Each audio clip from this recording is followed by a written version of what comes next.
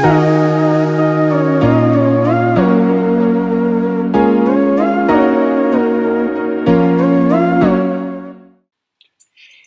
afternoon, everybody, and welcome to this Learn to Dowse event. This is a bit of a first, really, and I'm a big thank you to Helen's for helping us to do this today, because it's a really innovative way to celebrate the festival. So we're going to be doing some dowsing, and I hope that you have brought today a pendulum and also a pot plant, which means that we can do some dowsing together. First thing, and the most important thing to do today, is to understand how dowsing works. So we're going to do that, and before we get started, so if you haven't got your pendulum or your plant handy, rush off and get them now, and then come back. So about me to start off with, I am the chair of Malvern Dowsers, and I have been working in garden design for about the last 20 years. I trained as a landscape architect in Cheltenham, and since then I've been organising and designing gardens for people all across the country. But I've also been a garden dowser, which is a really rewarding thing to do, and hopefully you'll be able to do the same very shortly. So as you're probably aware, dowsing is about finding things that you can't necessarily see, and we can do that with a pendulum, or we can do it with dowsing rods. There are lots of other tools, for instance, twigs, which you can use, or various other wire loops, which are also quite helpful to use for dowsing. Today I'm going to be using a plant which I have in the house, but you could use, if you haven't got a house plant handy, one which is a garden plant, which you just put in a pot, and you could have that as well. It would work equally well. So for me, I'm going to show you the basic techniques for dowsing to start off with. So the first thing to learn to do is to hold the pendulum properly. So you need to have about 3 inches between your fingers and the weight. And you could use a necklace or a stone with a hole in it, or like this, one that you've bought. And you need about 3 inches between your fingers and the weight itself, which allows you to have maximum control over how it swings back and forward. Now, dowsing is about feeling the weight of the pendulum in your fingers. So the first thing to do is to understand that you need to kind of work in a neutral position, which is forward and back, as I'm demonstrating here. So this is the way you would start. So by getting the hang of feeling this weight moving backwards and forwards relatively slowly, as you can see. And after getting a feel for how that works and how comfortable that feels, that being the neutral position, then we need to ascertain what you would see your pendulum do if the answer to your question was a yes. So the first thing I'm going to do is say, what is my yes? And you'll probably see that the pendulum starts to revolve and go in a clockwise direction. Now, if we want to have a look at what my no is, I go into a neutral, and then you can see my pendulum starts to swing in an anti-clockwise direction. Now, some people find they're exactly the reverse. So their yes answer is an anti-clockwise, and their no is a clockwise direction. So pick up your pendulums, folks, and have a go, first of all, finding the neutral position, which is like this. And you should find that your pendulum will just nicely balance to and fro without you having to move your hand at all. And now we can have another go at saying, show me my yes. So you will see, with very little effort, your pendulum will start to swing one way or the other. Now be patient. Sometimes this takes a little bit of practice. Everybody can do it, by the way. Dowsing is something which we have as an innate ability. And one of the reasons why we have it is because we are then able to find things like water, sources of water. So if you like, it's a survival skill. And learning to dowse, therefore, is quite an important thing, particularly if you're in a country without lots of rain. For instance, maybe in parts of Europe even where there's very little water. Here in this country, it's not such an issue, is it? But elsewhere, it can be quite difficult. So I think it's a survival skill, and we are able to find water, which is the main thing that people find using dowsing, without too much difficulty and without very much training. So I hope it's going quite well. Again, show me my yes. It should be either going to the right like this, circling to the right, or to the left, depending on how you show it. And show me my no for me is an anti-clockwise. So having decided which your yes and which your no is, you are then set up to ask lots of questions. Now I'm going to allow you to practice a little bit while I tell you a little bit of history about dowsing, because dowsing has been something which has been used for many, many millennia.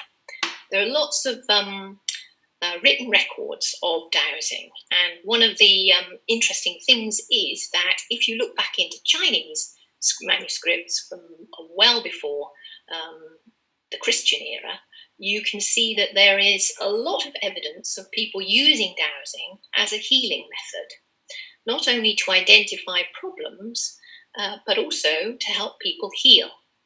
So it can be used in a holistic healing way, as well as finding water and finding other things which are hidden.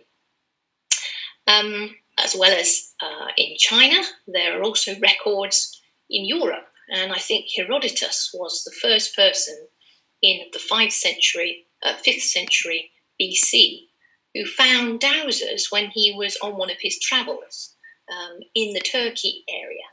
And he saw local people with forked sticks finding water, and he records this in one of his journals. So it's been with us for a long time, and I can see that not only for finding water, but for doing other things. In the UK, in Britain, dowsing is first recorded during the first Elizabethan era. And at that stage, Queen Elizabeth was getting lots of information from her fellow monarchs in Europe, that they were able to find minerals, precious gems, and water by dowsing, finding experts in their countries who would help them to locate precious metals or minerals or jewels, which of course helped the monarch in their costly endeavours, wars, or in their own just benefit. So for us in the UK, Queen Elizabeth was the first patron of dowsing, and she in fact employed a German dowser to come and help her find minerals. But abroad, the British were known for tin dowsers, and the tin dowsers came mainly from Cornwall or the southwest, and they were very successful in finding ore in the stones in the southwest, and that's how they were able to locate and mine for some of our precious metals in this country. So after that, in this country, not only were people finding sources of water underground, streams and springs and places to make boreholes and precious metals, as we just talked about, but they were also using dowsing to find archaeological sites and to understand perhaps the history associated with some of our very old historic sites like Stonehenge, Avebury, and so on and so forth. People today tend to think of dowsing as only finding water, but it's excellent for finding keys, lost cats, and lots of other things as well. So I'm assuming that you're getting on quite well. Your neutral position, like this, and your yes, and your no. Okay. So apart from that, in this country, we also have a lot of professional dowsers and groups of dowsers that practice and work together on various projects. And today, Malvern Dowsers does lots of work in and around Malvern area, really exploring some of the countryside, which is rich in historical sites, as well as lots of other things which we tend to go out on expeditions and find. But today we're going to be looking at some things that might help with gardens. In other words, how to dowse with a plant. Now I've brought with me today, you could probably just about see this. This is an aloe vera plant, which is a house plant. It's an excellent kitchen plant because it's very good for burns and cuts, which you're probably aware of. And this plant is, generally speaking, in my kitchen, and I keep it company, and it keeps me company while I'm cooking. It's a good one for dowsing. I'm just going to give you an illustration. So here we are. We're in the neutral position. I'm going to just find out whether this plant needs any water. So, do you need any water? And the answer is yes. So we've got a yes answer here from my plant. So I should have watered it before I spoke to you today.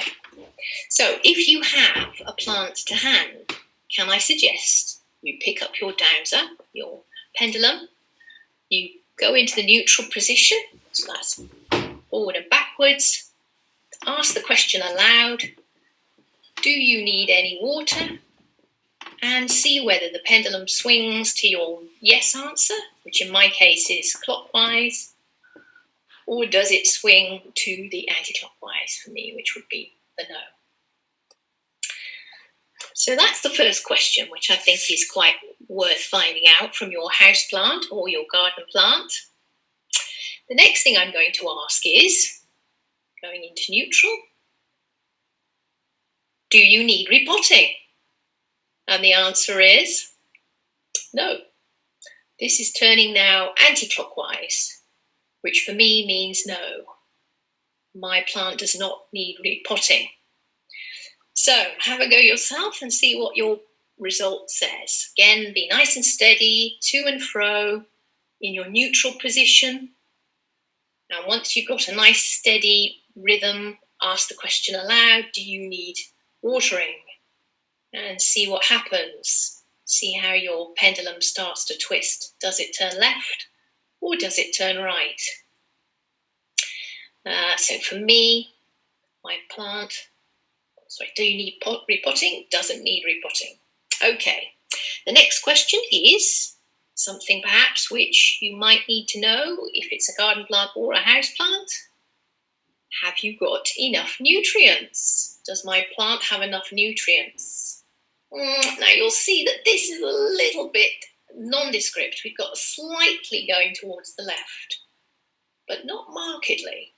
So this shows you another answer, which is probably, yes, it may be short of something, but not everything. So that's a little bit undecided, I would say, in terms of the response. Again, start from your neutral position, to and fro, and then ask the question, have you got enough nutrients? And you'll see mine is going slightly diagonal, which I would say is definitely probably needs some nutrients in addition to what's in the compost at the moment and available to the plant, but not everything. If it was a very positive, it would show perhaps something which was much more markedly one way or the other. So the next thing I think we'll ask is, are you ready for propagation or division? So let's have a look. First of all, in the neutral position, back and forth, nicely weighted. Do you need to be divided? Okay, so there's quite a positive no there. So mine is an anti-clockwise, no. And you can see that it's saying no, quite definitely, doesn't need dividing or propagating in any way. Let's just try that again. So nicely backwards and forwards in your neutral position, and then start to ask your question, do you need propagation or division? And the answer is no. So that's how mine reacts. So that's very good. So now you know. And then the next question I'm going to ask is something else. Do you like living in my house? So here we're having a positive. Well, that's a relief, isn't it? A positive response. So yes, this plant enjoys living in my house. Again, try it with your plant. First in the neutral position, back and forth. Do you like living in my house? And we have a positive response in my terms, which is a clockwise direction for my pendulum. So hopefully you will also have a positive response if yours is a house plant. If yours is a garden plant, you can ask the same sort of question. So go into your neutral and then ask, do you enjoy living in my garden if this plant is normally outside?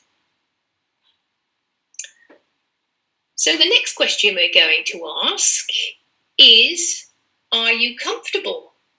So in the neutral position, and watch the pendulum, and you can see mine is going round to the right. So that is yes, my plant is comfortable.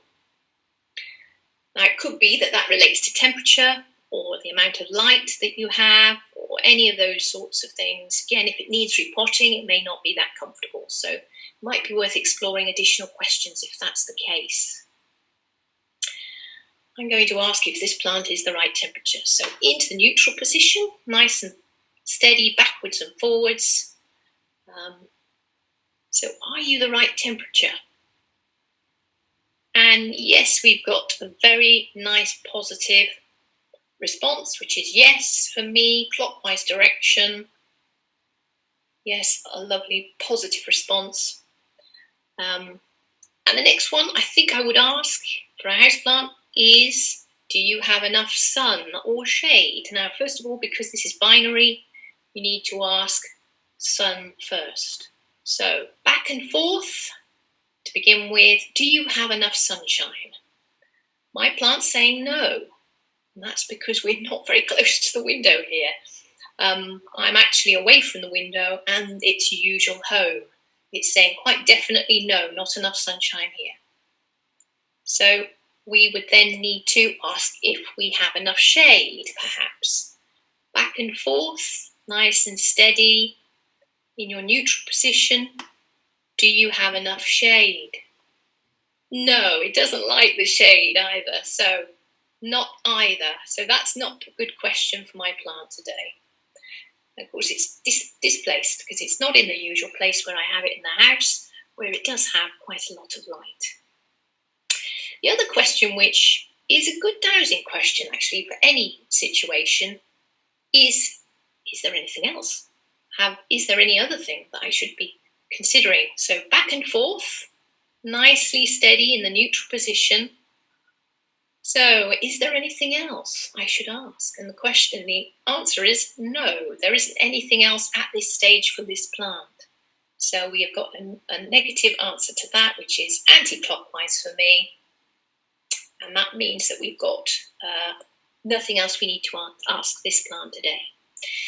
So that gives you a little bit of an idea what you can do with your plants. Now, you may remember that I had a positive to my watering question.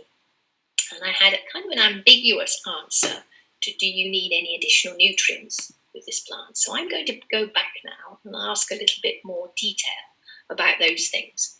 So the first question was, do you need additional watering? So we'll just confirm that by going backwards and forwards in our neutral position and ask the plant again, do you need any additional watering?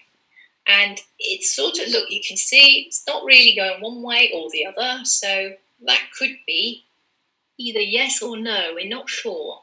Now I would probably say this plant needs watering. As I'm looking at the soil, it looks quite dry. But I'm going to ask the other question, which is, do you have enough nutrients? So neutral position, and again we've got this kind of diagonal, which it probably means that is something missing. So I'm going to ask if it needs any food, plant food. So into the neutral position, do you need some plant food? So we've got a slightly positive response to that, as you can see. And if you wanted to, you could then explore that in a little bit more detail. For instance, you could ask what sort of nutrients the plant might like. So for instance, for houseplants, you might want to ask whether a proprietary food would help. And one of the ways you can do that is by using a witness. Now that might sound a little strange, but if I had a pot of some proprietary plant food, I might hold it in one hand. I might go into the neutral position with my pendulum and then ask, would this food suffice? And I might get a yes, which is what I'm showing here, or I might get a no, like this. So that would be a way to actually establish whether my plant would benefit from the proprietary plant food which I'm holding in my hand, which I would call a witness in this sense. I could actually, if you like, just ask the questions. So for instance, I could ask, do you need any nitrogen? Do you need any phosphorus? Do you need any, and so on. So if I would get into the neutral position, I could ask, do you need any nitrogen? And the answer is no. So I could have a list of ingredients and I could go through that list of ingredients and find out. Otherwise, I could pick up one of my proprietary plant foods and ask the question, and the plant would therefore give me a response. The other thing I could do, if I don't have, for instance, a proprietary food, is to use my pendulum in a slightly different way. So instead of using my neutral position, going into either positive or negative, I could draw myself a little circle on a piece of paper. And then from that circle, I could perhaps put some segments as if it's a pie chart. And from the pie chart, I could then perhaps put in those the names of some of the things which I know plants enjoy in their food or in their soil. So again, we could have nitrogen, carbon, minerals, etc. around the pie chart. And then what I would do is hold my pendulum on the top of that circle and just swing it into the neutral position and then see whether it would start to swing towards or against any of those various nutrients which I've noted on the chart. That's another way to establish whether this plant would benefit from any of those nutrients. So you can see that the pendulum and the plant, plus some other perhaps witnesses, give us all we need to know about this houseplant today. So we found out a little bit about whether it has enough water, enough food, right temperature, the right amount of sunshine and water.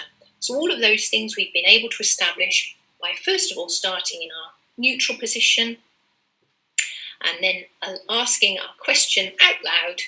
Then it either rotates to show our positive or our negative response. Now, I just want to do a little bit, which is, if you like, exploring what you might do once you become proficient in dowsing if you wanted to place this plant or a plant for the garden, a hardier plant, outside. Because one of the things you can do is use your pendulum for that too. For instance, if you've bought a plant from a garden centre or a nursery and you hold your plant in your hand or you have your pendulum over the top of the plant, you can then establish where the plant might like to go in your garden. So if you have an idea perhaps where you'd like to put it whilst it's still in the pot, you would place it in the border in the spot you have in mind. Then what you would do is go over the plant with your pendulum, get your neutral swing going nicely and steadily, and then you would ask the plant, is this a good place for you? And what would happen is you would find either your very positive response or your negative response. And that's, if you like, a way of establishing whether that is a good spot for this plant. Now, obviously, this is an indoor plant, so this wouldn't work for this plant. But if you had an outdoor plant, it would be very easy then to tell whether that was going to be a good spot for it. You could do exactly the same with a number of different plants in the same border so that you have them arranged in a way where the plants are actually feeling happy and comfortable in a group together. So it is another way of perhaps planning a border. And what you'll find is your plants are telling you where they would like to be positioned. You'll be surprised, actually, if you take all the labels off, so you don't know whether it says like sun or shade or moisture, how accurate your dowsing will be. A friend of mine did this with a number of Acer trees and found they were all positioned in the correct places. Before he put them in the ground, he looked at all the labels and then discovered that his dowsing was absolutely spot on. So that's another way to do it. The other way I use dowsing with plants very often is to find out when they're sickly, what's wrong with them. Again, you can do this in a number of ways. So, for instance, if the plant I had in front of me here was a pot plant, which unfortunately was looking rather sickly, I might go through a very similar set of questions using, first of all, my pendulum in the neutral position, and then asking the plant if it's feeling comfortable. Now, assuming it's looking sickly, it would probably say no, so the negative response would be shown. And for you, that might be an anti-clockwise like mine. If you then start to probe those questions, for instance, are you deficient in minerals? Or have you got perhaps some kind of parasite or bug or virus? You can go through some of the questions which you might just ask yourself, for instance, well, what's wrong with it? Maybe it's got some problem in the roots or a nutrient deficiency. It's also very good to do that with plants outside. So if you're new to dowsing and you have a plant in your garden which doesn't look healthy, you can go up to it with your pendulum. You can then get into the neutral position and you can ask the question, are you feeling sickly, for instance? And you'll find perhaps there's a positive response, whatever your positive response would be, if that's a clockwise direction or an anti-clockwise direction. And from that, you can go through perhaps going down the layers of questions to find out exactly what's wrong. So has the plant got a deficiency or perhaps some kind of pest attacking it or whatever? It's very easy for you as a gardener to find out perhaps what's going wrong with that plant. It may be that the plant's in the wrong place. I mean, sometimes as gardeners, we like to put plants where we think they look best, but the plants may not necessarily enjoy being in that position. So we're asking them to be in a spot which perhaps isn't natural for them. So we might have chosen a plant which prefers to be in shade and we put it in full sun. It will do its best, but actually in some ways it will be feeling fairly uncomfortable. Maybe the leaves become scorched, or you see that it has perhaps discoloration of the leaves, or the leaf colour is not as it should be. It's not as pronounced. So again, you would go up to your plant, perhaps swing into the neutral position, nicely back and forth, then ask your question, are you in the right position? And your plant would then either come back with a good marked yes or a marked no. And then you can start to establish where in your garden it is going to feel more comfortable. So I think that actually gives you a pretty good summary of how to use your pendulum and a plant. Now in this case we've used pot plants, but of course you can also use garden plants. And from my perspective, that means that I've sort of got to the stage where you can ask me some questions if that's helpful. Thank you very much, Kate, and hello everyone. It's William here again from the festival team. That was a fascinating talk, Kate, and so much to get out of that. We've had a couple of questions. Kid Jam from Much Markle, I don't think that's their real name. I think that might be a made-up name. They ask, can I make my own pendulum? Yes, it's very easy to make a pendulum. You can use almost anything really to create a nice object. So, for instance, this is a pebble off the beach in Beer. You can probably see that it has a hole in it, which is a natural hole. I've threaded through a nice piece of twine, which is kitchen twine actually. You could use garden twine, and it works just as well.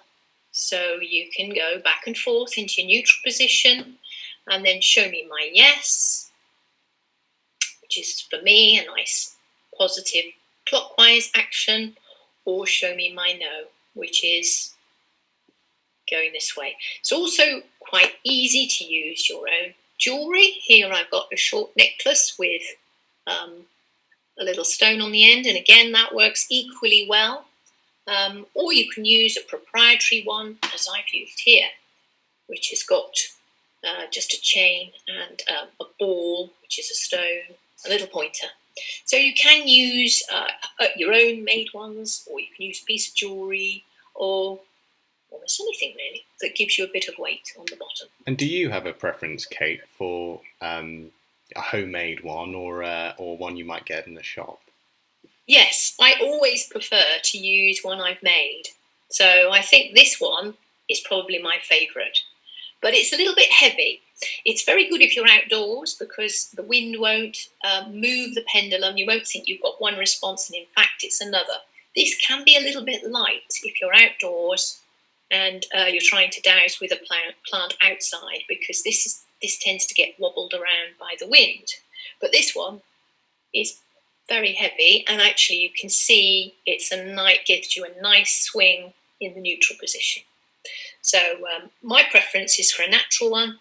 You can also buy little wood pendulums too, so if you don't like the idea of using a stone, you can get the equivalent to this, but just literally as a stone, so as a piece of wood, little almost like something you might use for decorating, plumb board, which you might remember. So either of those would do very well. And if people didn't have the resources at home but did want to go and purchase one, where do you have any good tips for where to source them from? Well, you can buy them from a number of different places. Obviously, you can buy them online. The British Society of Dowsers has a shop, and it's possible to buy a number of types of pendulum from them.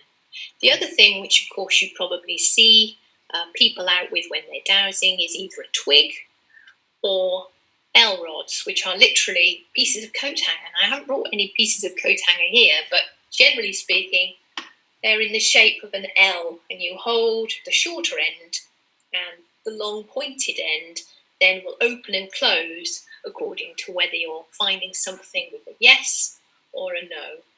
So there's lots of those different tools available. So the pendulum is just one. Fab. Thank you very much. Got one more question here from Jeremy in Hereford. He's asking whether the process works more effectively on certain plants than others, or is others. Yeah. Yes, it does. Okay. Yes, some plants are better to dowse than others. So I chose an aloe vera plant, which is very good for dowsing. There are some plants which aren't as good. Now, doesn't mean you can't dowse them. It's just they're slightly more difficult for a beginner. Ones that I find most difficult are often things like orchids. So you know the orchids that you perhaps have in your house on the windowsill. And the reason for that, I think, is the fact that often orchids are very slow. They flower for a long period, but in fact their growth is very slow, whereas perhaps a aloe vera plant grows quite swiftly. And so it's actually to do with perhaps how responsive the plant is more than anything else. But it's possible to dowse trees. You can easily dowse trees and other plants outside, large shrubs. But some are better than others, so it's worth experimenting to find out. Okay. Well, our last question is on a similar sort of theme. It's from Tom. He's asking whether the seasons play a part in the effectiveness again, or even are there certain plants that work better at certain times in the year? Yes, so that's a good question. All plants are more vibrant during the springtime in this country. So generally speaking, it is better to do plant dowsing in the spring months when everything's in active growth. Interestingly enough, I don't know whether we have any interest in biodynamic gardening, but of course that's done planting by the phases of the moon, and lots of other things done by the phases of the constellations in the moon. And that also shows that plants will respond quite markedly to the moon phase. So it's easier to dowse plants when they have a lot of moisture content in them. So that's perhaps around about the full moon when, or the new moon, when the plant has got quite a lot of moisture content.